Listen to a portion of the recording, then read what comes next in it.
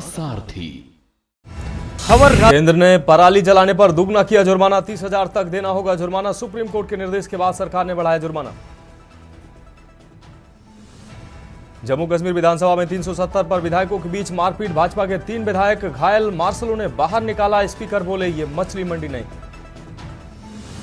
2 दिवसीय आतंकवाद विरोधी सम्मेलन की शुरुआत, देश में आतंकवाद से लड़ने के लिए मजबूत इकोसिस्टम। गृह मंत्री ने कहा देश के लिए बलिदान देने वाले पुलिसकर्मियों के जज्बे के लिए श्रद्धांजलि देना चाहता हूं। आज नागपुर में शरद पवार की 3 रैलियां, कल हिंगड़ घाट में की चुनावी रैली को संबोधित। नागपुर में शरद पवार ने कहा महाराष्ट्र के लोग बदलाव चाहते हैं। सुप्रीम कोर्ट का बड़ा फैसला, जेट एयरवेज की बिकेगी संपत्तियां। सुप्रीम कोर्ट ने राष्ट्रीय कंपनी विधि अपीलीय अभिकरण के फैसले को किया खारिज। अभिनेता सलमान खान के बाद अब शाहरुख खान को मिली जान से मारने की धमकी, बांद्रा पुलिस स्टेशन में दर्ज हुआ मुकदमा। आप देख रहे हैं के न्यूज, खबरों का सारथी।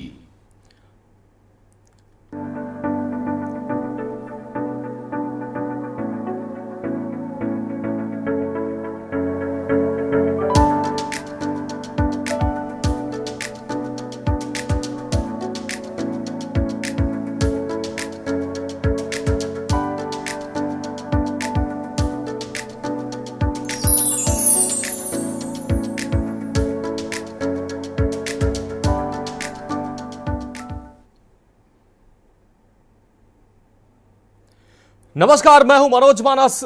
देश की बात में आपका स्वागत है और सबसे पहले हम बात करेंगे हे छठी मैया की। छठ महापर्व का आज तीसरा दिन है।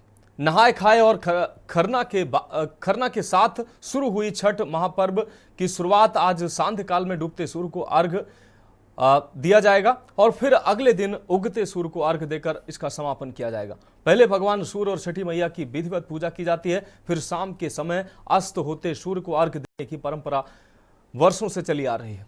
कहते हैं कि इस दिन छठ मैया और सूर्य देव की उपासना करने से संतान प्राप्ति, संतान की रक्षा और सुख समृद्धि का वरदान मिलता है। इस पर्व को खासतौर पर बिहार से आए प्रवासी और पूर्वी यूपी के लोग बड़े ही आस्था के साथ मनाते हैं।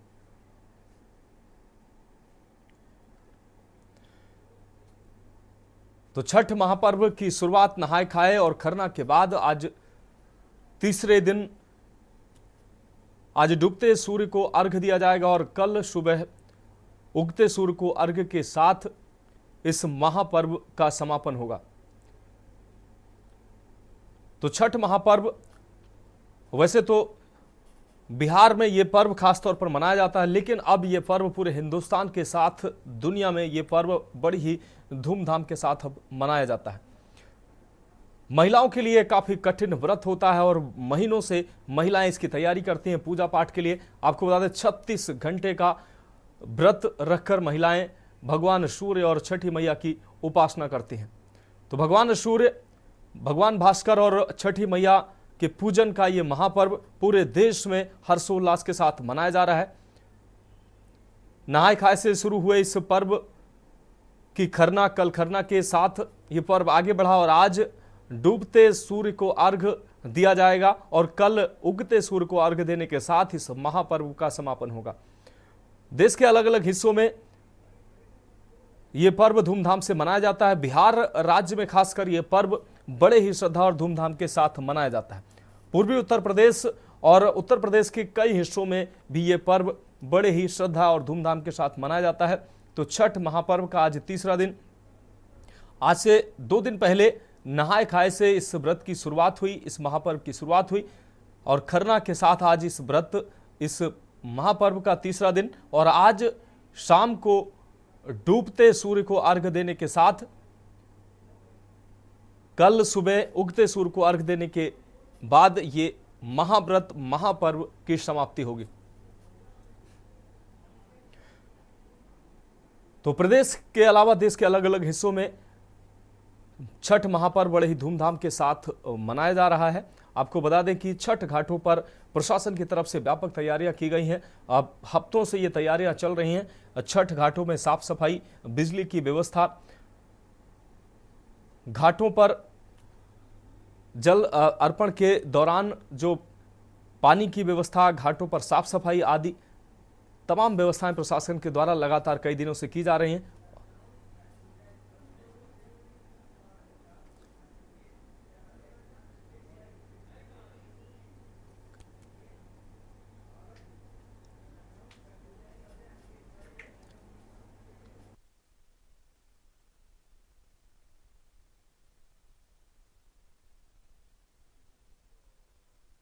तो 4 दिन का ये त्योहार मनाया जाता है। और लखनऊ से हमारे संवाददाता अनिकेत तिवारी छठ घाट से सीधा हमारे साथ लाइव जुड़ चुके हैं। अनिकेत, वैसे तो ये छठ महापर्व पूरे देश में धूमधाम के साथ मनाया जा रहा है। लखनऊ की अगर बात की जाए अनिकेत, तो लखनऊ में किस तरीके से ये महापर्व मनाया जा रहा है, प्रशासन की तैयारी किस तरीके से की गई है अनिकेत?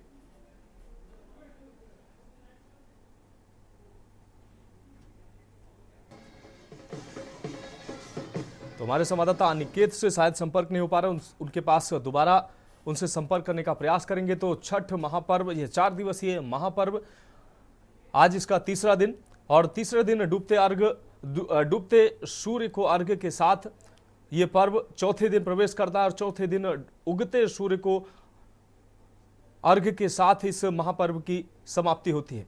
तो छठ मैया और भगवान भास्कर से जो छठ के व्रती हैं वो उनसे सुख समृद्धि का वरदान मांगते हैं। अपने पुत्र पति की सुरक्षा, अपने परिवार के वैभव के लिए भगवान भास्कर और छठी मैया की पूजा का ये व्रत जो पूरे देश में हर्षोल्लास के साथ मनाया जा रहा है।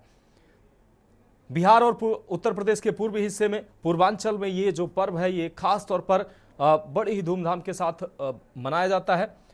देश के वैसे अलग अलग हिस्सों में जहां भी पूर्वांचल और बिहार के लोग हैं ये व्रत बड़ी श्रद्धा के साथ मनाते हैं, और अब ये जो व्रत है वो व्यापक रूप से पूरे देश में मनाया जाने लगा है। भगवान भास्कर और मां छठी का पूजन का ये व्रत 3 दिनों तक चलता है। 36 घंटे का ये महाव्रत, जिसमें महीनों से, हफ्तों से महिलाएं तैयारी करती हैं। 36 प्रकार के फल और तमाम तरीके की पूजा विधि विधान से की जाती है। हमारे संवाददाता अनिकेत हमारे साथ लखनऊ से छठ घाट से सीधा हमारे साथ जुड़ गए हैं। अनिकेत, वैसे तो छठ महापर्व, भगवान भास्कर मां छठी मैया का पूजन का यह महापर्व पूरे देश में हर्षोल्लास के साथ मनाया जा रहा है, लेकिन अगर लखनऊ की बात की जाए तो लखनऊ में किस तरीके से छठ महापर्व मनाया जा रहा है और कैसी तैयारियां की गई हैं?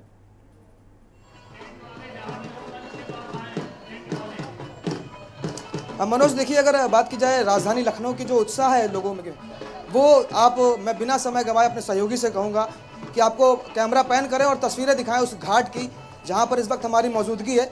कि ये जो घाट है, जो जहाँ पर ये पूरी तैयारियाँ की गई हैं, जो तमाम जो माताएं बहनें हैं जो इस छठ के पर्व को बड़े उत्साह और उल्लास के साथ में मनाते चली आई हैं, वो आज यहाँ पर एकत्रित हो रही हैं और अपने इस पर्व को मनाने की जो तैयारियाँ हैं वो करते हुए नजर आ रही हैं। हालांकि अगर बात की जाए तो प्रदेश के मुख्यमंत्री योगी आदित्यनाथ भी, मनोज, आज यहाँ शाम को पहुँचेंगे और डूबते हुए सूर्य को वो अर्घ देते हुए नजर आएंगे।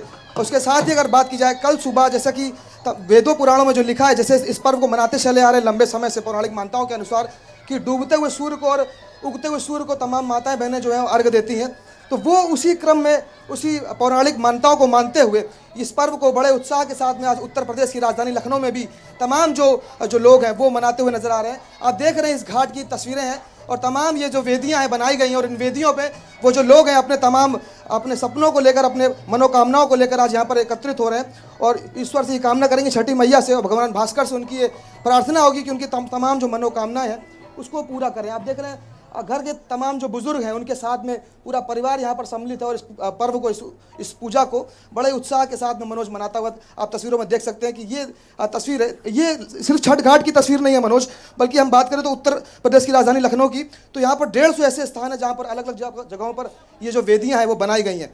तो आप देख रहे हैं लोग यहाँ पर एकत्रित हो चुके हैं और डूबते हुए सूर्य को जैसा कि अर्घ देने की जो पौराणिक जो मान्यताएं हैं उसका लोग इंतजार कर रहे हैं। और कुछ समय रह गया है मनोज, और कुछ समय बाद वो घड़ी आ जाएगी जिस पल का लोग इंतजार कर रहे हैं, क्योंकि 5 दिनों तक ये व्रत मनोज चलता है। तो आप समझ सकते हैं कि अपने आप में कितना कठिन तप है ये, और निर्जला व्रत इसको कहा जाता है। तो आप समझ सकते हैं कि अपने आप में कितनी तपस्या करनी पड़ती है।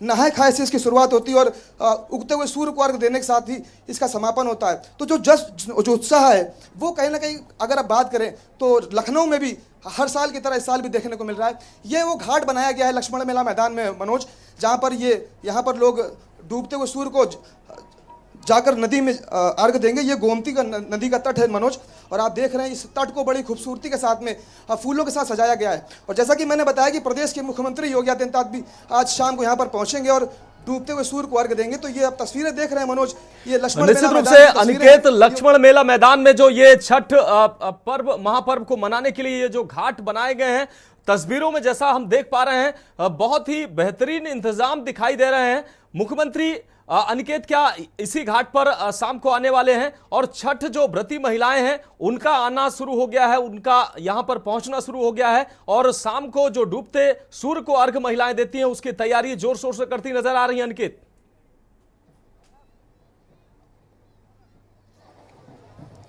बिल्कुल देखिए मनोज, हमारे पीछे आप सुन पा रहे होंगे कि ढोल नगाड़े जो है उनकी ध्वनि आपको सुनाई पड़ रही होगी। हम अपने सहयोगी से फिर से एक बार कहेंगे कि आपको पूरा कैमरा पैन करें और इस पूरे घाट की तस्वीरों से आपको रूबरू कराएं कि ये तस्वीर उत्तर प्रदेश की राजधानी लखनऊ के छठ मेला घाट की है, जहां पर अलग अलग जो जगहों पर पूरी वेदियां हैं बनी हुई हैं। और जैसा कि आप चर्चा कर रहे हैं कि तमाम जो माताएं बहनें जो इस व्रत को लंबे समय से मनाती चली आ रही वो घाट पर पहुंच चुकी हैं और प्रदेश के मुखिया जो योगी आदित्यनाथ हैं वो भी आज यहाँ पर पहुंचेंगे। हालांकि लंबे समय से वो इस पर्व में सम्मिलित होते हुए नजर आते रहे हैं और आज भी वो शाम को वहाँ पर पहुंचेंगे और डूबते हुए सूर्य को अर्घ देंगे। तो ये तस्वीरें आप सुन सकते हैं ध्वनि को मनोज, कि ये ढोल नगाड़े की जो ध्वनि है ये बता रही है कि तमाम जो लोग हैं जो इस पर्व को मनाते हैं उनमें कितना उत्साह है, कितनी खुशी है और ढोल नगाड़ों के साथ में अपने उत्साह को, अपने जश्न को वो मना रहे हैं और कहीं ना कहीं प्रदर्शित करने का प्रयास कर रहे हैं कि कितनी मान्यता है इस पर्व की उनके लिए। और निश्चित तौर पर अगर बात करें छठी मैया की तो इस पर्व को, जैसा कि मैंने बताया कि इस पर्व में कोई भी ऐसी मूर्ति सामने नहीं होती, सीधा जो तमाम जो भक्त हैं वो अपने ईश्वर को, अपने आराध्य को उनसे सीधा संपर्क करते हैं और यही कारण है कि डूबते हुए सूर्य को जो लोग हैं वो अर्घ देते हैं और उगते हुए सूर्य को भी अर्घ दिया जाता है। तो आप तस्वीरें देख रहे हैं मनोज, ये लोग हैं, देखिए सामने से आप, ये एंट्रेंस है जहाँ पर लोग आ रहे हैं, इस घाट पर पहुँच रहे हैं। और मैं अपने सहयोगी से कहूँगा कि देखें और मैं चर्चा भी करूँगा कि देखिए सामने से आ रहा है, क्या नाम है आपका, कहाँ से? विनय त्रिवेदी। विनय जी, कितना उत्साह इस पर? बहुत उत्साह है इस पर्व होने का, बहुत हम लोग एक सालों से प्रतीक्षा कर रहे थे इस पर्व का। हम पूरी फैमिली, अपनी बहन, अपने भाई सबके साथ, फैमिली के साथ ये उत्साह करने के लिए बहुत उत्साहित थे। पूरा एक साल का ये उत्साह है। 5 किलोमीटर पैदल चल के आ रहे हैं। क्या क्या है इस टोकरी में? इस टोकरी में इसमें बहुत कुछ है। इसमें सब 5-6 प्रकार के फल हैं और जो बनाया गया घर में पकवान छठी माता को अर्पित करने के लिए, भोग लगाने के लिए, है ना, सब कुछ पूरी डिलिया भर के है। कम से कम इसका 35 किलो वेट है। मनोज, ये सिर्फ फल नहीं है, ये लोगों की भावनाएं हैं। ये 5 प्रकार के फल और तमाम चीजें जो हैं वो 35 किलो का वजन नहीं है, वो तमाम भावनाएं हैं लोगों की मनोज। और ये भावनाएं हैं जो एक साल से इस पर्व का इंतजार करती हैं और जब ये समय आता है तो लोग इसी तरह से अपने परिवार के साथ में एकत्रित होकर इस पर्व को बड़े उत्साह और जश्न के साथ में मनाते हैं मनोज। ये तस्वीरें आप देख रहे हैं मनोज, उत्तर प्रदेश की राजधानी लखनऊ की, ये ढोल नगाड़े बज रहे हैं और जो लोग हैं वो पहुंच रहे हैं इस घाट पर और प्रदेश के मुखिया भी यहाँ पर पहुंचेंगे। जब डूबता हुआ सूर्य जब यहाँ पर आज जब सूर्य डूबेगा तो निश्चित तौर पर वो सूर्य जो डूबते साथ उसको जब लोग अर्घ देंगे तो तस्वीरें जो अलग अलग राज्यों से सामने आएंगी तो कहीं ना कहीं उत्तर प्रदेश की राजधानी लखनऊ की अगर बात करें तो वो तस्वीरें अपने आप में एक अलग प्रतिबिंब कहीं ना कहीं दर्शाती हुई मनोज नजर आएंगी। अब देख रहे पूरा परिवार यहाँ पर सम्मिलित है, ये वेदी बनी और पूरा ये परिवार यहाँ पर पहुंच चुका है। निश्चित रूप से अनिकेत, लोक आस्था का ये महापर्व जिसकी हम चर्चा कर रहे हैं, भगवान भास्कर और माँ छठी मैया का पूजन का ये जो व्रत है ये पूरे देश में अब ये मनाए जाने लगा है। अगर इसकी पूजा की अगर बात करें अनिकेत, तो ये मुख्य रूप से इसकी पूजा जो बिहार और पूर्वांचल के क्षेत्र में पहले व्यापक रूप से की जाती थी, लेकिन आज का अगर समय देखा जाए तो छठी मैया का ये पूजन और ये व्रत का जो ये महापर्व है ये पूरे देश में हर्षोल्लास के साथ मनाया जा रहा है। अनिकेत, महिलाएं वहां पर हैं, जो व्रती महिलाएं हैं उनके चेहरे पर भी बहुत ही खुशी देखी जा रही है। अगर महिलाओं से बात हो सकती है तो उनसे उनकी प्रतिक्रिया जरूर लें।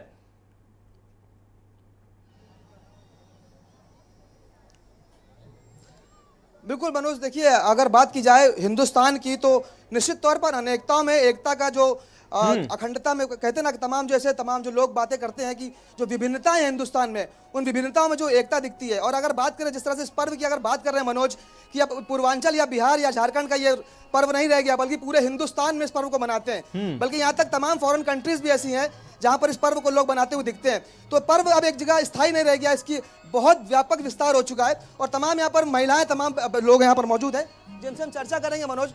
एक अंकल जी भी हैं। अंकल जी, क्या नाम है और कितना उत्साह इस पर्व को लेकर? बहुत उत्साह है भैया, ये बहुत से पर्व हम लोग का बहुत माना हुआ है बिहार में। तो देखिए मनोज, तमाम यहाँ पर माताएं बहनें जिनसे हम चर्चा करेंगे और कोशिश करेंगे जानने की, कितना उत्साह है आपके दिल में इस पर्व को लेकर? बहुत अच्छा है इस साल तो यहाँ कितने साल से मना रहे इस पर्व को आप? बहुत साल से, कम से कम 20 किस तरह से तैयारी की और कितने लोग तैयारी चल रही है? जैसे हमेशा करते हैं वैसे अच्छे से किए हैं हम लोग। देख रहे हैं मनोज, तो ये तमाम पूरा जो लोग के साथ पूरा परिवार आप देख रहे हैं, तस्वीरें तो आप दिखाएं कि जो लोग हैं टोकरियों में मूली है और तमाम अलग अलग जो फल हैं, अनानास है, पपीता है। देख रहे तस्वीरों में कितना पर्व को लेकर आप कितना उत्साहित और कितना महत्व आपके लिए? बहुत महत्व है। हम लोग बहुत 35 साल से कर रहे हैं, खूब खुशी से। और छठ माँ हमको खूब दिए। जैसा कहते हैं कि परिवार में सुख शांति और पुत्र के सुख शांति के लिए इस पर्व को बहुत शांति है, बहुत सुख। यही छठ मनाते हैं सुख शांति के लिए, बच्चे सुखी रहे, मदद करे, खाए पिए मस्त रहे। देखिए मनोज, ये मुस्कुराहट देखिए, तस्वीरें दिखाइए, मुस्कुराहट देखिए, ये हंसी देखिए, ये मुस्कुराहट देखिए, ये उत्साह है, ये खुशी है, ये भावनाएं हैं माँ छठी के लिए और भगवान भास्कर के लिए। ये उत्साह, ये प्रसन्नता है चेहरे पर, ये मुस्कान बताती है कि कितना महत्व है, कितना विशेष महत्व लोगों के लिए इस पर्व का। और लंबे समय से, जैसा कि तमाम लोग कह रहे थे कि 1 साल तक लोग इस पर्व का इंतजार करते हैं मनोज, और जब ये दिन आता है तो अपने पूरे परिवार के साथ में सम्मिलित होकर लोग इस पर्व को मनाते हैं। और जैसा कि मैं बता रहा था कि अब बिहार और झारखंड तक ये पर्व नहीं रह गया मनोज, अब पूरे देश में और विदेशों में भी इस पर्व को बड़े उत्साह के साथ लोग कहीं ना कहीं सेलिब्रेट मनाते हुए नजर आते हैं मनोज। तो निश्चित तौर पर मनोज, आप तस्वीरें देख रहे हैं, ये लक्ष्मण मेला मैदान की तस्वीरें हैं, और ये तस्वीरें आज शाम के वक्त जिस समय सूर्य देव अपने आप को थोड़ा निम्न करेंगे और तो तब लोग जब अर्घ देंगे मनोज, तो अब तस्वीरें वो देखने लायक होंगी जो अलग अलग राज्यों से आएंगी। वैसे ही कुछ तस्वीर, अलौकिक तस्वीर उत्तर प्रदेश की राजधानी लखनऊ के छठ मेला मैदान से भी होंगी।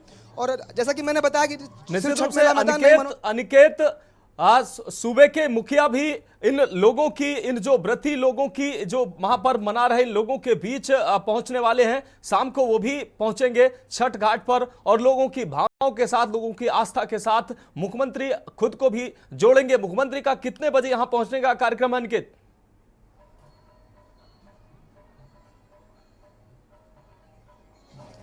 देखिए मनोज, अगर बात की जाए मुख्यमंत्री योगी आदित्यनाथ की, तो शाम का 5:25 का समय है, वो प्रस्तावित है। और हम आपको वो तस्वीर भी दिखाते हैं जहां पर प्रदेश के मुखिया योगी आदित्यनाथ सूर्य देव को अर्घ देंगे। ये आप सामने देख रहे हैं तस्वीरों में कि जो सिक्योरिटी है मुख्यमंत्री योगी आदित्यनाथ, सुरक्षा की अगर बात करें तो आप देख रहे हैं सुरक्षा की दृष्टिकोण से तमाम जो उनके सुरक्षा कर्मी हो पहले यहाँ पर पहुँच चुके हैं और जायजा ले रहे हैं मौके का। और लखनऊ कमिश्नरेट की बात करें, देखिए मनोज, तो पूरा जो लखनऊ कमिश्नरेट पुलिस बल है वहाँ पर डिप्लॉयड किया गया है ताकि पूरी तरह से इस पूरे कार्यक्रम को व्यवस्थित ढंग से संपन्न कराया जा सके। और आप ये सामने जो तस्वीर देख रहे हैं, ये वो जगह है जहाँ पर प्रदेश के मुख्यमंत्री योगी आदित्यनाथ आज शाम को पहुँचेंगे और सूर्यदेव को अर्घ देंगे मनोज। तो आप देख रहे हैं कि समय जो प्रस्तावित है, जैसा कि मैंने बताया कि 5:45 पर आज शाम को मुख्यमंत्री योगी आदित्यनाथ आज छठ मेला मैदान पर पहुंचेंगे और सूर्यदेव को अर्घ देते हुए नजर आएंगे। और पर्व को कहीं ना कहीं तमाम प्रदेश के लोगों के साथ में आज वो मनाते हुए नजर आएंगे। और हालांकि अगर बात की जाए मनोज मुख्यमंत्री योगी आदित्यनाथ की, तो सनातन धर्म की अगर बात की जाए तो जिस तरह से सनातन धर्म को लेकर, हिंदुत्व को लेकर जिस तरह से वो उनकी छवि है, तो उस छवि को कई तस्वीरें आज शाम को यहाँ से देखने को मिलेंगी मनोज। निश्चित रूप से अनिकेत हमारे साथ आप बने रहिए। कानपुर से हमारे साथ सुरेश सविता छठ घाट से सीधा हमारे साथ जुड़ गए हैं। सुरेश, अभी आप किस घाट पर मौजूद हैं? कानपुर में छठ को लेकर लोगों में कितना उत्साह है? व्रती महिलाएं किस तरीके से तैयारियां कर रही हैं शाम को डूबते सूर्य को अर्घ देने के लिए, और किस तरीके के इंतजाम प्रशासन के द्वारा किए गए? मनु, सबसे पहले मैं बता दूं कि इस समय मैं मौजूद थी शाहजहां की जो नहर है और मुझे बता दें कि इस नहर का हम लोग पानी देश विदेश से लोग और छठ के लिए पूजा करने सबसे पहले करना पड़ता है सारी तरह एक दिन दिखा दें कि किस तरीके से परिवार के बच्चों के साथ जो छठ का पर्व बहुत मनाने हम लोग जिस तरीके की तैयारियां करते जो फल है, जो फूल है, छोटे छोटे बच्चे हैं, परिवार है। सुरेश, आपकी आवाज हमारे दर्शकों तक स्पष्ट रूप से नहीं पहुंच पा रही है। हम चाहेंगे कि आपकी आवाज जब बेहतर होगी तब हम आपको जोड़ेंगे और अपने दर्शकों से आपको रूबरू कराएंगे। फिलहाल लखनऊ से हमारे संवाददाता अनिकेत तिवारी हमारे साथ जुड़े। अनिकेत, आपका बहुत शुक्रिया। फिलहाल छठ मैया के इस महापर्व में एक ब्रेक का वक्त है और अभी वापस हम लौटते हैं, फिर छठ महापर्व की महिमा की बात करते हैं।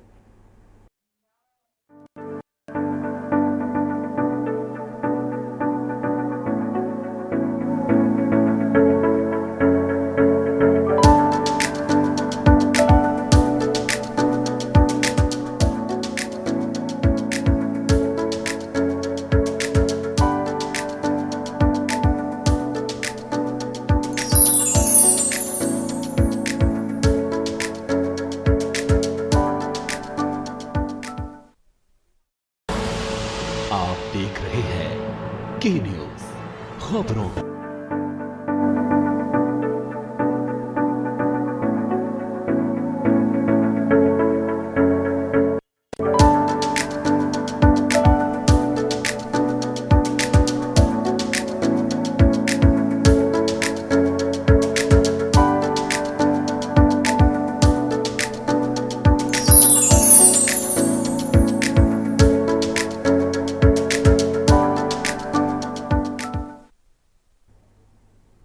तो ब्रेक के बाद एक बार फिर से हमारे खास पेशकश में आपका स्वागत है। हम बात कर रहे हैं छठी मैया छठ महापर्व, लोक आस्था का ये महापर्व जो पूरे देश में धूमधाम के साथ मनाया जा रहा है। मां छठी मैया की पूजा, भगवान भास्कर की पूजा का ये महापर्व पूरे देश में हर्षोल्लास के साथ मनाया जा रहा है। 36 घंटे कठिन व्रत के बाद ये महापर्व कंप्लीट होता है। आपको बता दें, नहाय खाए से शुरुआत हुए ये पर्व 3 दिनों तक चलता है। आज डूबते हुए सूर्य को अर्घ्य के साथ, कल सुबह उगते हुए सूर्य को अर्घ्य के साथ इस महापर्व की समापन होगी। उससे पहले महिलाओं के द्वारा छठ घाट पर पहुंचना शुरू हो गया है। शाम होते ही डूबते सूर्य को अर्घ्य देने की तैयारियां सभी घाटों पर चल रही हैं। प्रशासन के द्वारा भी बेहतर इंतजाम किए गए हैं और सभी घाटों की जो इस वक्त की जो छटा है, वहां की जो देखने लायक बन रही है वहां की व्यवस्था। सुरेश सविता हमारे साथ कानपुर से हमारे साथ जुड़े हुए हैं। छठ घाट पर सुरेश सविता मौजूद हैं। सुरेश, कानपुर में किस तरीके से छठ पर्व की तैयारियां की गई हैं? लोग डूबते सूर्य को अर्घ्य देने के लिए व्रती महिलाएं घाटों पर पहुंचना शुरू हो गई हैं। कैसी तैयारियां हैं, कैसे इंतजाम है पूजा पाठ के? मनाया जा रहा है। ये कहीं न कहीं सूर्य डूबने के बाद आज अर्घ देके इसकी जो शुरुआत होगी और कल सूर्य उगते ही इसको अर्घ दिया जाएगा। फिर उस पूजा की शुरुआत होगी। आपको मनोज दिखाना चाहेंगे कि देखिए घाट से किस तरीके से लोग दूर दूर से आए हैं, अपने परिवार के साथ, बच्चों के साथ, किस तरीके से फूल फल, कई प्रकार के फूल हैं, फल हैं, सब लेकर के आए, गन्ने लेकर के आए, ताकि इस जो छठ पर्व का त्योहार है, जो लोग नहीं आ पाते उनके साथ प्रसाद वितरण करके मना सके। मनोज, हम आपको बता दें कि ये त्योहार अब धीरे धीरे झारखंड और बिहार को छोड़ करके हर एक देश में बहुत ही धूमधाम से मनाया जाएगा। तो हमारे साथ यहाँ पर मनोज बहुत एक लोग हैं, कुछ ऐसे लोगों से बातें भी करेंगे और जानेंगे ऐसी छठ के बारे में, आखिर इस त्योहार को इतनी अच्छी तरीके से क्यों मनाते हैं, इसकी मान्यताएं आखिर क्या। भैया एक मिनट जरा, ये सबसे पहले अपना नाम बताइए। विनोद कुमार। विनोद जी, ये छठ का पर्व हम लोग क्यों मनाते हैं, क्या इसकी विशेषता है? ये छठ पर्व जो है बहुत महानता मनाया गया है और इसे बहुत हम उल्लासों के साथ में जो है मनाते हैं अपने परिवार बच्चों के साथ में, और कुछ मानते हैं, मन्नत पूरा होता है, छठ पूजा का। मनोज जी, बताया ये भी जा रहा है कि ये जो त्योहार है, इसकी जो मेन बात है वो संतान को लेकर मनाई जाती है। बताते हैं कि जो व्रत है वो संतान के लिए रखते हैं, इसके पीछे क्या कारण है?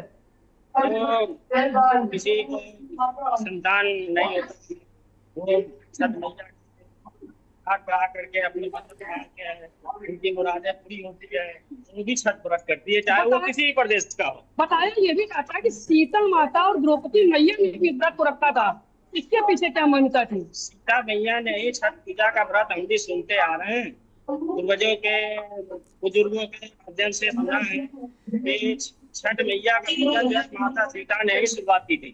लेकिन मनोज जी, हमारे साथ सज्जन जी ने बताया कि माता सीता ने पूजा की शुरुआत की है। अब हम सीधे तस्वीर मनोज इसको घाट की दिखाएंगे कि घाट के चारों तरफ की दिखाएंगे कि घाट के चारों तरफ किस तरीके से लोग पूजा पाठ की तैयारियां कर रहे हैं, किस तरीके से लोग घाटों में चारों तरफ बैठे हुए हैं।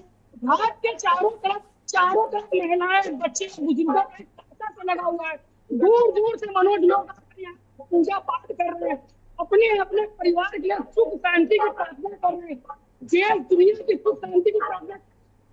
मनोज, हम लोग बात करें सूबे के मुखिया योगी आदित्यनाथ जी की, तो वो भी लोगों की पूजा में शामिल, कहीं ना कहीं योगी आदित्यनाथ जी की पूजा में शामिल होने से जो हमारे देशवासी हैं, प्रदेशवासी, उनमें काफी ज्यादा उत्साह उल्लास दिखा। किस तरीके से सुरेश आपके पास कुछ महिलाएं भी हैं, उनसे बात करिए, क्या भावनाएं हैं उनकी आज इस महापर्व को लेकर?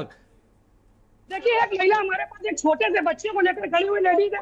मैडम आ जाइए, एक मिनट बता दीजिए, आइए आइए इधर ही आ जाइए, कोई बात नहीं बता दीजिए, बताने में कोई माता जी आप बता दीजिए, माता जी क्या कहना चाहिए? छोटा सा बच्चा है, इसको लेकर के आई है, कैसी श्रद्धा रखती है? छठी मैया ने दी है। छठी मैया की मान्यता थी तो पूरी करने का है। सबसे पहले आपको बताना चाहूंगा, ये जो बच्चा माता जी की गोद में, इनका कहना है कि ये बच्चा छठी मैया जी के आशीर्वाद से मिला है, और आज इसको ये आशीर्वाद माता जी दिलाने। माता जी क्या नाम है आपका? मेरा नाम कुछ नहीं। कहाँ से आई है?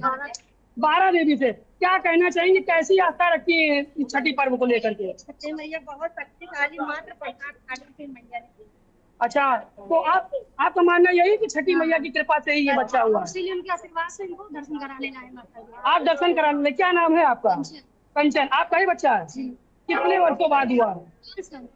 मनोज देखिए, कहीं 5 सालों बाद ये बच्चा छठी मैया का आशीर्वाद से इन लोगों का कहना और मानना है, ये हमारे लोगों की जो आस्था वो कहीं ना कहीं छठी मैया को लेकर के देखने वाले। मनोज, घाटों के चारों तरफ हम लोग बात करें शासन और प्रशासन की, तो शासन और प्रशासन भी बिल्कुल मुस्तैद हालत में, क्योंकि पुलिस ने चारों तरफ drone camera, CCTV camera, police की अच्छी व्यवस्था की है ताकि आने जाने वाले किसी भी श्रद्धालु को किसी भी प्रकार की कोई भी दिक्कत ना हो। जी हाँ, निश्चित रूप से सुरेश, इस तमाम अहम अपडेट और अहम जानकारी और हमारे दर्शकों को छठ घाट की ये तस्वीरें दिखाने के लिए और छठ महापर्व में लोगों का उत्साह कैसे, उससे रूबरू कराने के लिए आपका बहुत शुक्रिया। तो छठ का ये महापर्व, लोक आस्था का ये महापर्व धूमधाम से पूरे देश में मनाया जा रहा है। कमोबेश हर छठ घाट की ये तस्वीरें हैं जहां लोग पूजा की तैयारी कर रहे हैं, डूबते सूर्य को अर्घ्य देने की तैयारी व्रती महिलाएं कर रही हैं। वहां घर के जो पुरुष हैं वो भी महिलाओं के साथ कंधे से कंधा मिलाकर इस महापर्व के व्रत की पूजन की तैयारियों में लगे हुए हैं। फिलहाल यहां एक ब्रेक का वक्त है, जल्द हाजिर होंगे। आप देख रहे हैं के न्यूज खबरों का। ब्रेक के बाद एक बार फिर से देश की बात में आपका स्वागत शुरू करेंगे खबरों का। पीलीभीत से अहम खबर है, जहां सरकारी पैसे का बंदर बांटकर भ्रष्टाचार का मामला सामने आया है। जांच में वीडियो सचिव सहित कैशियर टीए कर्मचारी दोषी पाए गए हैं। दोषी बताए गए हैं। सरकारी पैसे के गबन में शामिल 5 कर्मचारियों से वसूली हुई है। डीएम के आदेश पर कर्मचारियों की वेतन वृद्धि पर भी रोक लगी है। भाजपा विधायक स्वामी प्रवक्ता आनंद ने उठाया था भ्रष्टाचार का मुद्दा।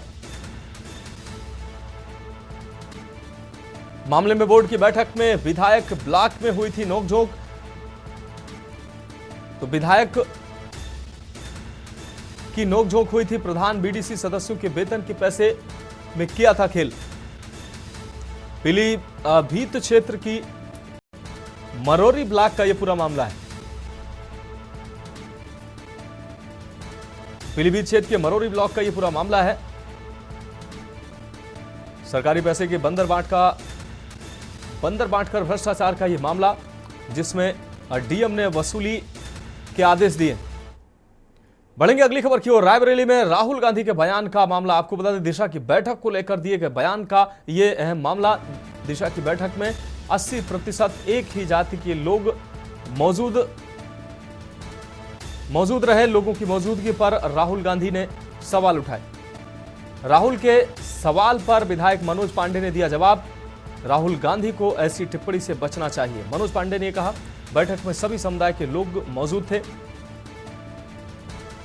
सूची को सार्वजनिक कर मनोज पांडे ने उठाए सवाल। सूची दिखाकर अधिकारियों के नाम जाति पर दी प्रतिक्रिया। अधिकारियों के नाम, पद व हस्ताक्षर की सूची मेरे पास। मनोज पांडे के द्वारा यह निशाना साधा गया है राहुल गांधी पर। एसपी, एडीएम, प्रशासन समेत कई अधिकारियों के गिनाए हैं। बैठक में 80% पिछड़े दलित समाज के लोग मौजूद थे।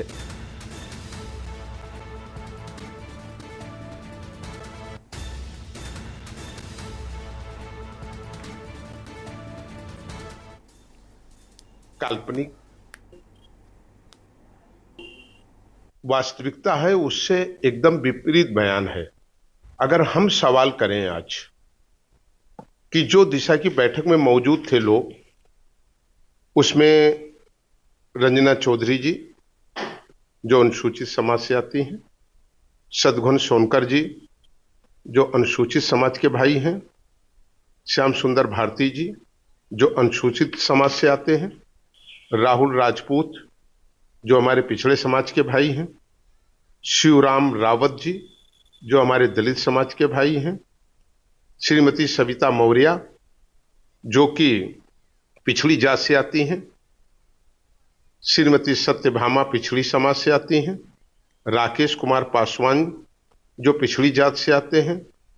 इसी तरीके से अगर हम देखें तो श्रीमती संगीता पासी, शैलेंद्र यादव, अब्दुल मोबिन अंसारी, सुंदरलाल निर्मल और यही नहीं, जिले के जो पुलिस अधीक्षक हैं जो मीटिंग में मौजूद थे, श्री एस वीर सिंह जी जो पिछड़े समाज से आते हैं, रायबरेली के शीर्ष पद पर तैनात श्री सिद्धार्थ जी अपर जिलाधिकारी। अब रुक करेंगे अगली अहम खबर का। उन्नाव की हसनगंज तहसील में वरिष्ठ नागरिक ही नहीं बल्कि सेवानिवृत्त दंपति के साथ दुर्व्यवहार किए जाने का मामला सामने आया है। आपको बता दें कि आरोप किसी अन्य पर नहीं बल्कि दूसरों को न्याय दिलाने की जिम्मेदारी संभालने वाले एसडीएम पर है। 8 साल पुराने भूमि विवाद को लेकर अपनी बात कहने पहुंचे रिटायर्ड पुलिस अफसर को बाहर का रास्ता दिखाते हुए एसडीएम ने स्वयं अभद्र व्यवहार किया है। पीड़ित वरिष्ठ नागरिक ने हसनगंज कोतवाली में तहरीर देकर न्याय की गुहार लगाई है। आपको बता दें दूसरी तरफ एसडीएम रामदेव निषाद ने आरोपों को निराधार बताया।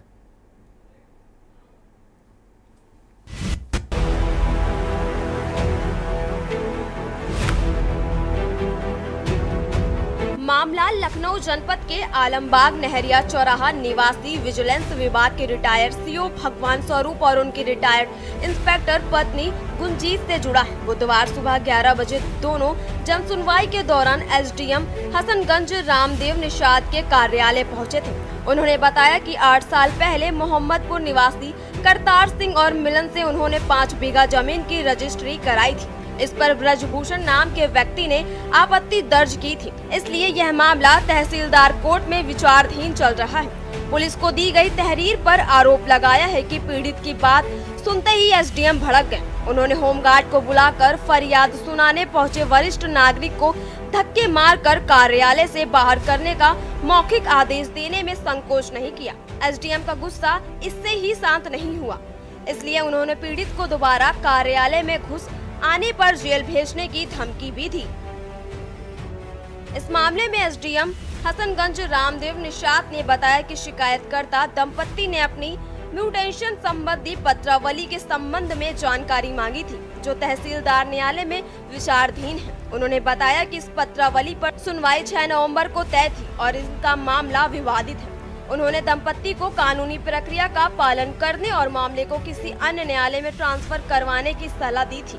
एसडीएम ने दावा किया है कि उन्होंने शिकायतकर्ता दंपति के साथ सम्मान पूर्वक व्यवहार किया था, लेकिन किन्हीं कारणों से वह बेबुनियाद आरोप लगा रहे हैं।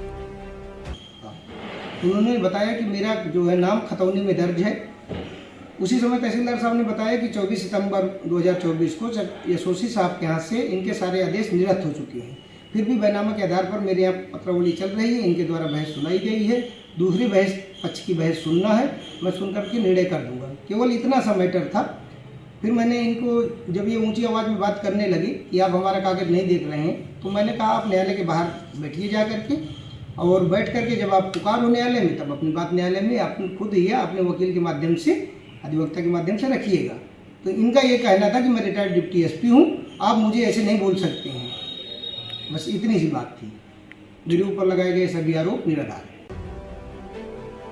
वरिष्ठ नागरिकों को सम्मान दिलाना प्रशासनिक अफसरों का दायित्व है, इसलिए प्रशासनिक अफसर पर आरोप लगने से बुजुर्गों को सम्मान दिलाने की उम्मीदों पर पानी फिरता दिख रहा है। हालांकि आरोपी ठहराए जा रहे एसडीएम पूरी कहानी मनगढ़ंत होने का दावा कर रहे हैं। उन्नाव से अंकुर सिंह की रिपोर्ट।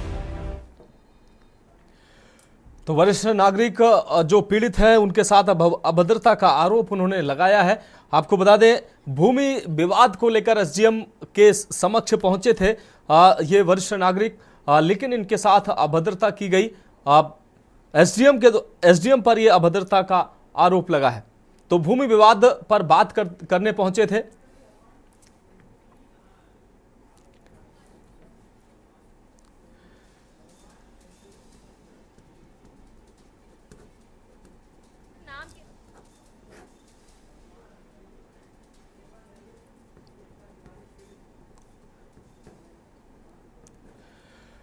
तो पूर्व पुलिस अफसर की दंपत्ति सहित वो एसडीएम के पास पहुंचे थे।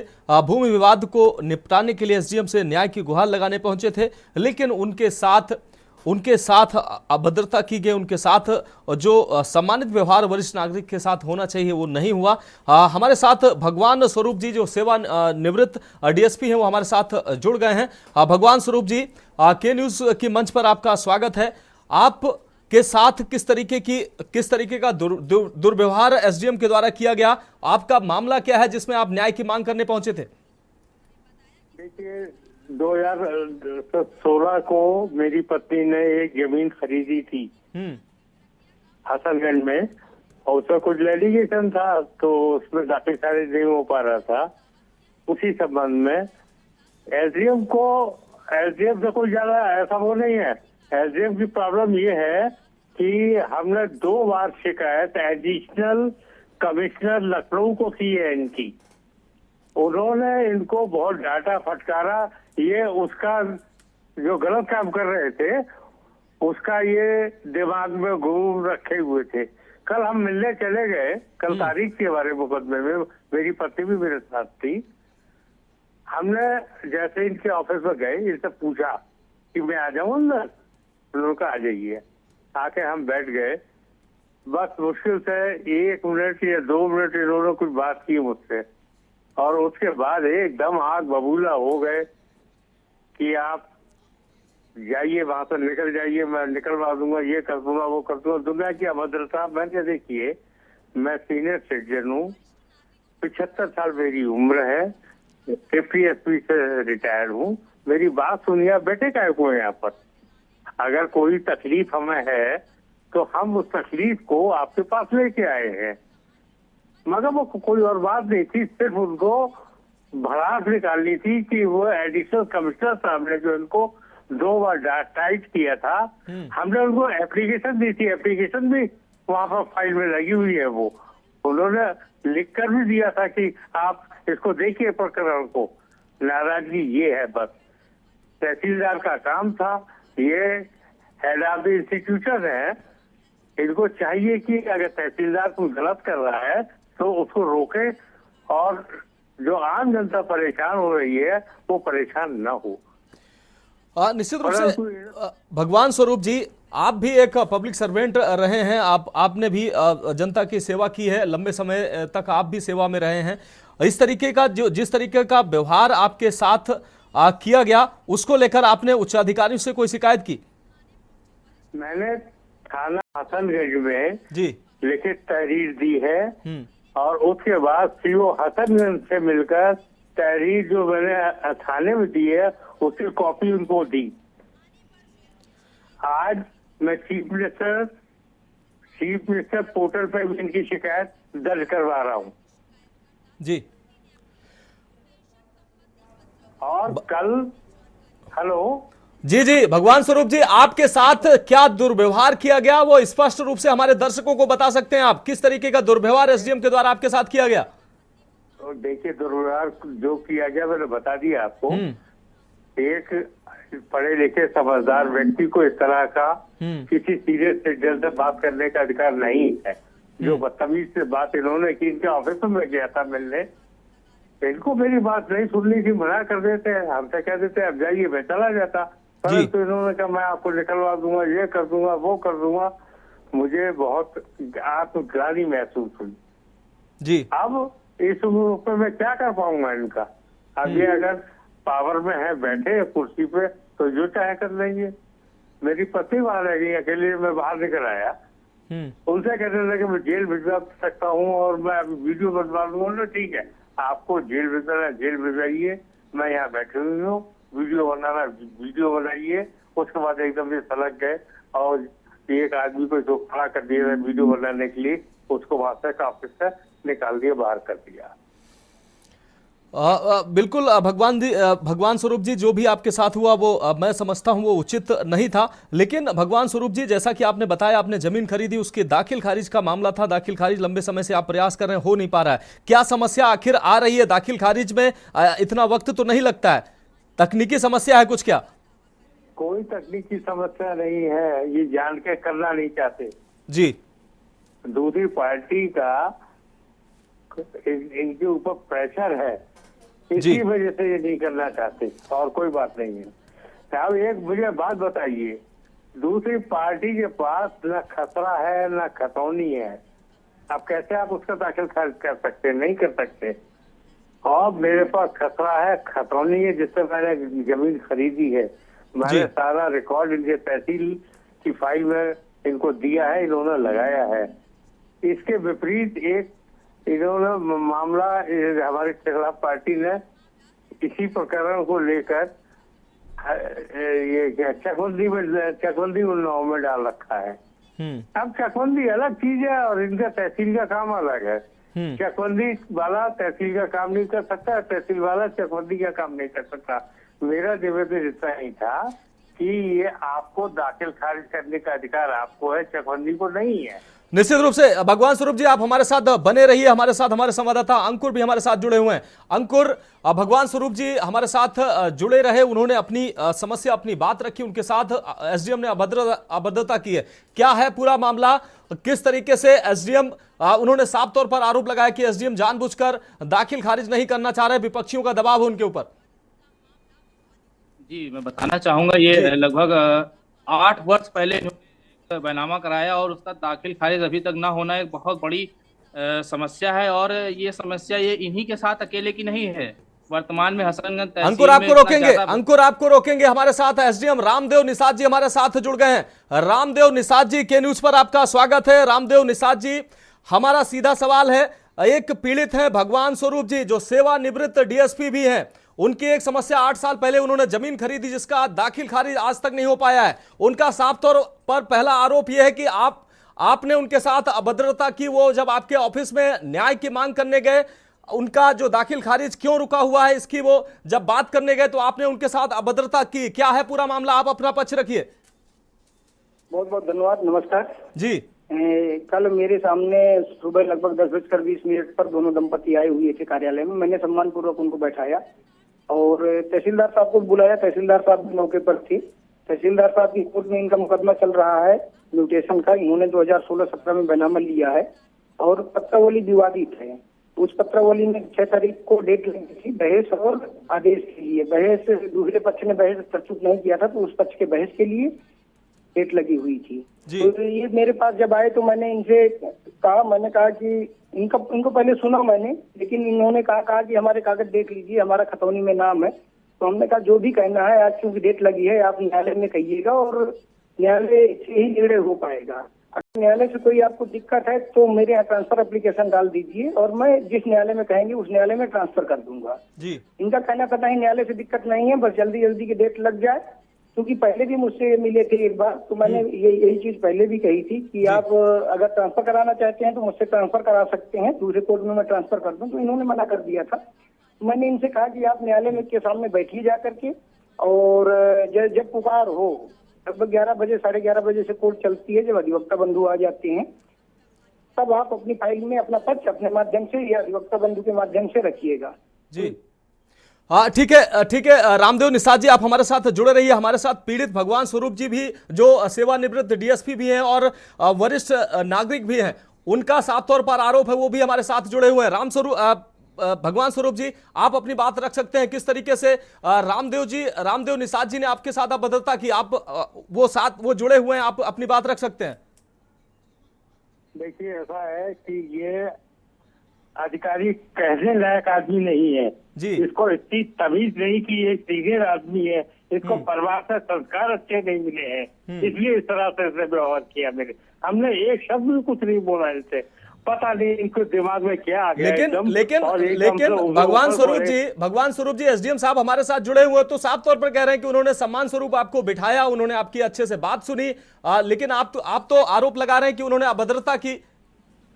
देखिए ऐसा है, ये जो बात सहयोगी मैं वो बोलूंगा जी। मैं इनसे किसके कमरे में जब प्रवेश किया, मैंने इनसे पहले परमिशन ली कि मैं आ जाऊं, इन्होंने सिर हिला दिया, मैं अंदर चला गया, जाके मैं बैठ गया। इन्होंने क्या बताइए क्या बात है। मैंने इनको कहा कि देखिए मैं सारी बात आपको बता चुका हूँ, अब मेरे पास बताने के लिए कुछ नहीं है, अब आपको करना है जो कुछ करना है। फिर इन्होंने कहा कि आपने फला से जमीन खरीदी। मैंने यार ये क्या कोई बात है, जमीन मैंने किसी से खरीदी और जमीन अगर खरीदी है तो मेरी रजिस्ट्री है और वो रजिस्ट्री आपके तहसीलदार के पास मैंने दाखिल की है। चलिए भगवान स्वरूप जी, एसडीएम रामदेव निषाद जी हमारे साथ जुड़े हुए हैं। रामदेव निषाद जी, आपने बताया कि पत्रावली में दिक्कत है, क्या भगवान स्वरूप जी की पत्रावली में दिक्कत है? और जो उनके द्वारा आरोप लगाए गए हैं कि अभद्रता की गई है, वो वरिष्ठ नागरिक है, उनको उचित सम्मान नहीं दिया गया, ये आरोप सही नहीं है क्या? बिल्कुल निराधार आरोप है। मैंने इन्हें सम्मानपूर्वक बैठाया था, पिछली बार जब आए थे तो इन्हें चाय भी पिलाया था, पूछिए इनसे। और दूसरी चीज, तहसीलदार साहब ने बताया कि इनका मुकदमा जो चकबंदी बंदोबस्त अधिकारी महोदय के यहाँ चल रहा था, वो 24 सितंबर 2024 को इनके पक्ष में जितने आर्डर थे सब खारिज हो गए हैं। और इन्होंने उसकी अपील उप संचालक चकबंदी महोदय उन्नाव के यहाँ भी की है, इन्होंने मेरे सामने स्वीकार भी किया। तो मैंने इन्हें कहा कि आप न्यायालय में पक्ष रख करके अपना संतोष प्राप्त करें, मेरे यहाँ कागज दिखाने से कोई लाभ नहीं होगा। जब न्यायालय में सुनवाई हो, न्यायालय के सामने बैठिए। न्यायालय के सामने केवल बैठना, कहना केवल गुनाहगार हो गया है कि न्यायालय के सामने बैठिए आप जाकर के। तब इन्होंने कहा कि मैं रिटायर्ड डिप्टी एसपी हूँ। भाई न्यायालय के सामने तो सबको बैठना पड़ता है, अपनी पुकार कराने की पुकार होती है जब नंबर आता है। निश्चित रूप से रामदेव निषाद जी, आपका भी पक्ष हमारे दर्शकों ने सुना, आपका भी पक्ष आया, आपका बहुत शुक्रिया हमारे साथ जुड़ने के लिए। भगवान स्वरूप जी, आपका भी बहुत शुक्रिया। हमारे संवाददाता अंकुर हमारे साथ जुड़े हुए हैं। अंकुर, साफ तौर पर एसडीएम रामदेव निषाद ने कहा कि पत्रावली में त्रुटियां हैं जिसकी वजह से दाखिल खारिज नहीं हो पाई। क्या लगता है कि पत्रावली में त्रुटियां थी, भगवान स्वरूप जी के द्वारा दबाव बनाया जा रहा था एसडीएम पे? नहीं, मैं बताना चाहूंगा कि वर्तमान में हसनगंज तहसील की स्थिति इतनी ज्यादा बद से बदतर हो गई कि लगभग 15 दिन से और 1 महीने के ऊपर लगातार यहाँ के वकीलों के द्वारा अनशन किया जाता है, बैठ के धरना किया जाता है। विवादित पत्रावलियों को छोड़िए, यहाँ पे जो सही पत्रावली है उनका दाखिल खारिज करने में यहाँ पर बहुत बड़ी लापरवाही बरती जाती है। और वर्तमान में स्थितियां इतनी ज्यादा गंभीर हो जाती हैं कि यहाँ के वकीलों को इनके खिलाफ लामबंद होना पड़ता है। कभी रजिस्ट्री ऑफिस में रजिस्ट्रार के खिलाफ लामबंद होना पड़ता है, कभी तहसीलदार के खिलाफ लामबंद होना पड़ता है। और अगर विवादित मामला भी है तो 8 वर्ष पूर्व जो दाखिल खारिज के लिए आवेदन हुआ, क्या अभी तक इनके निश्चित रूप से ये बड़ा सवाल है अंकुर की इतने समय तक टालने के बाद अभी तक वो विवादित बना हुआ है। पत्रावली में अगर दिक्कत थी तो 8 साल हो गए, अभी तक निपटारा नहीं हो पाया। तो निश्चित रूप से कहीं ना कहीं इस पर गंभीर ये जो आरोप लगे हैं, कहीं ना कहीं ये आरोप निश्चित रूप से कहीं ना कहीं ये सवालों के घेरे में है। अंकुर, इस तमाम जानकारी के लिए आपका बहुत शुक्रिया। आप नजर बनाए रखिए इस अहम खबर पर, आगे भी हम आपसे अहम अपडेट लेंगे। अब फिलहाल आप नजर बनाए रखिए। तो इस बीच जालौन से बड़ी खबर सामने आ रही है, जालौन से इस वक्त की बड़ी खबर सामने आ रही है। कच्चे मकान में लगी है आग, 2 मासूम की जलकर मौत हुई है। अज्ञात कारणों के चलते कच्चे मकान में आग की घटना सामने आई है। अज्ञात कारणों के चलते ये आग की घटना सामने आई है। परिजनों ने पुलिस की सूचना दी है, पुलिस को इस दौरान मौके पर पहुंची पुलिस ने दोनों शवों को कब्जे में लिया है। जांच में पुलिस जुटी हुई है। इस वक्त की अहम खबर जालौन से आपको दिखा रहे हैं। एएसडीएम और सीओ जांच पड़ताल शुरू करने मौके पर पहुंचे हैं। 4 वर्ष का मासूम कन्हैया और 1 वर्ष का मासूम सूरज जिसकी घटना में मौत हुई है। दोनों बच्चों को बचाने का प्रयास हालांकि बता रहे हैं किया गया है, लेकिन बच्चों को बचाया नहीं जा सका। जालौन के रामपुरा थाना क्षेत्र के बहराई का यह पूरा मामला है। माजिद अरमान हमारे संवाददाता ज्यादा जानकारी के लिए हमारे साथ जुड़े हुए हैं। माजिद, 2 बच्चों की आग की इस घटना में जान गई है, क्या है पूरा मामला? हाँ जी, बिल्कुल आपको बता दें कि मामला उस वक्त का है जब कुकर गांव के गांव में 2 बच्चे जो थे वो बुरी तरह से जल गए हैं और उनकी घटनास्थल पर मौत हो गई। हालांकि पुलिस का कहना ये है, लोगों का कहना ये है कि जब वो बच्चों भट्टी में जब आग लगी थी तब उनके परिजन जो है खेत पर थे और दोनों बच्चे घर पर अकेले थे और शॉर्ट सर्किट से जो है छप्पर पे आग लगी और छप्पर नीचे गिर के जब गिरा तो बच्चों के ऊपर गिरा और बच्चे उसमें बुरी तरह से झुलस गए। हालांकि लोगों ने बचाने की कोशिश की है लेकिन उसमें बच्चे नहीं बच सके हैं और जिनकी भयानक जलने के कारण मौत हो गई और उनको उपचार के लिए हालांकि ले जाया गया था। वहां चिकित्सकों ने उन्हें मृत घोषित कर दिया है और इस पर जांच भी पुलिस आला अधिकारी जो पहुंचे उन्होंने जांच शुरू कर दी है और उनका कहना यह है कि इसके बाद जांच के बाद पता चलेगा कि आग कैसे लगी और क्या घटना थी। जी निश्चित रूप से माजिद, इस तमाम जानकारी के लिए आपका बहुत शुक्रिया। तो आपको बता दें, पुलिस ने शव को कब्जे में लेकर जांच पड़ताल शुरू की है। 2 मासूम बच्चों की आग की इस घटना में जान गई है। कच्चे मकान में आग की यह घटना सामने आई है। संदिग्ध परिस्थितियों में आग की यह घटना सामने आई है, जिसमें 2 मासूमों की जलकर मौत हुई है। इस बीच अगली अहम खबर की बात करेंगे। लखनऊ से अगली अहम खबर है। लखनऊ से इस वक्त की अगली अहम खबर आपको दिखा रहे हैं। बीजेपी विधायक ने एक्सीएन पर लगाए हैं आरोप। सिंचाई विभाग के एक्सीएन पर घोटाले का आरोप लगे हैं।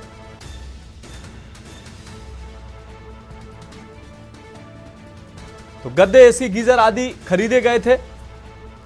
सारा सामान अपने घर ले गए हैं एक्सीएन। तो गद्दे, एसी, गीजर आदि सामान खरीदे गए थे, जिसको एक्सीएन अपने घर ले गए हैं। सारा सामान अपने साथ अपने घर ले गए हैं एक्सीएन। 2022-23 में 29.9 लाख की हुई थी खरीदारी। निरीक्षण भवन के बजट से हुई थी यह खरीदारी, लेकिन एक्सीएन इस सारे सामान को अपने साथ अपने घर ले गए हैं। उन्नाव से यह खबर आपको दिखाना है। बीजेपी विधायक ने एक्सीएन पर लगाए हैं आरोप।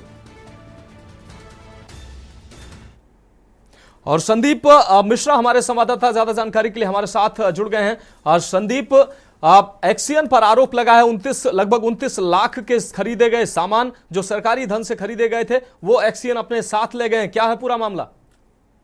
देखिए, भगवान नगर के विधायक हैं, उन्होंने आरोप लगाया है। उन्होंने साफ तौर पे जो विधायक आशुतोष शुक्ला हैं, उन्होंने आरोप लगाया है एक्सीएन के ऊपर।